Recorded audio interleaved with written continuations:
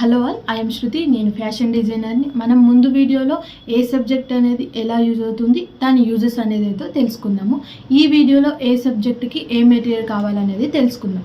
ముందుగా టాపిక్లోకి వెళ్ళే ముందు మన ఛానల్ని ఎవరైతే సబ్స్క్రైబ్ చేసుకోలేదో ఇప్పుడే సబ్స్క్రైబ్ చేసుకోండి, లైక్ చేయండి, షేర్ చేయండి. టాపిక్లోకి అయితే వెళ్ళిపోదాం. టాపిక్ వచ్చి ఏంటంటే ఇలస్ట్రేషన్కి కావాల్సిన మెటీరియల్స్.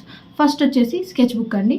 స్కెచ్ బుక్ A3 సైజులో ఉండాలి మరియు దానికి ఎక్కువ జిఎస్ఎం ఉండేలాగా చూసుకోండి. ఎక్కువ జిఎస్ఎం ఎందుకంటే మనం ఎప్పుడైనా కలర్స్ అనేది యూజ్ చేసినప్పుడు ఆ పేపర్ అనేది పాడవకుండా ఉంటుంది.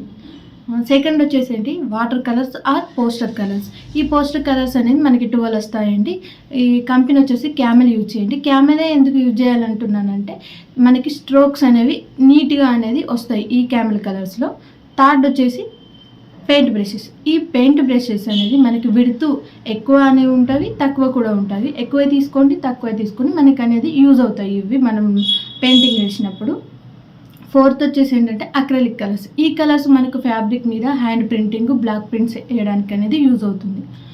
ఫిఫ్త్ వచ్చేసి ఏంటంటే ట్రేసింగ్ పేపర్. ఈ ట్రేసింగ్ పేపర్ ఎందుకు యూజ్ అవుతుంది అంటే మనం డ్రాయింగ్ చేసింది మళ్ళీ వేయాలంటే మనకి టైం వేస్ట్ అవుతుంది. సో ఈ ట్రేసింగ్ పేపర్ యూజ్ చేస్తే మనకు అనేది టైం అనేది సేవ్ అవుతుంది మరియు మనం వేసిన స్కెచెస్ అనేవి కూడా క్లీన్గా వస్తాయి.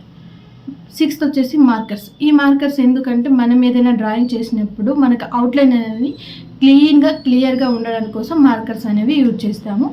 సెవెంత్ వచ్చేసి colour palette or artist palette. ఇవి ఎందుకు యూజ్ చేస్తామంటే మనము ఏదైనా కలర్ని మిక్స్ చేయడానికి అనేది ఇది యూజ్ చేస్తాము. ఎయిత్ వచ్చేసి స్టెడ్లర్స్ అండి. స్టెడ్లర్స్ అంటే కలర్ పెన్సిల్స్ ఇవి. నైన్త్ వచ్చేసి నార్మల్ పెన్సిల్స్. ఇవైతే మనకి ఇలస్ట్రేషన్కి కావాల్సిన మెటీరియల్స్. ఈ స్టెడ్లర్స్ అనేవి చాలా కాస్ట్ అనేది ఉంటాయండి. బయట అయితే 2000 పైన ఉంటాయి. ఎవరికైనా తక్కువలో కావాలంటే నాకైతే కామెంట్లో స్టెడ్లర్స్ అని కామెంట్ చేయండి, నేనైతే మీకు లింక్ అనేది షేర్ చేస్తాను.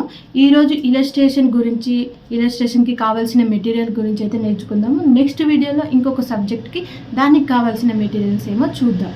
థ్యాంక్ యూ అండి.